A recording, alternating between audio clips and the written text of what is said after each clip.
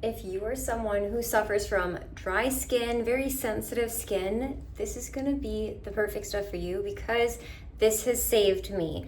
I had the worst skin. It was breaking out, having a ton of issues, very sensitive, and honestly, I was having allergic reactions to a lot of the other things that I was trying. But once I started using La Roche Posay, all of those things went away, so I'm super grateful. I think it was just some of the products that I was using, but I love this because it's really gentle, it doesn't strip your skin, and it's super creamy. I used to double wash my face, but now I just use this, and it lathers so nice. I'm just gonna show you. Lathers like a dream. You hardly need anything. This is gonna last you forever. You can also use it on your body. So I always use this on my chest because I'm typically bringing things down on my chest when I'm washing in the shower, but highly recommend this if you are someone who suffers from dry, sensitive skin.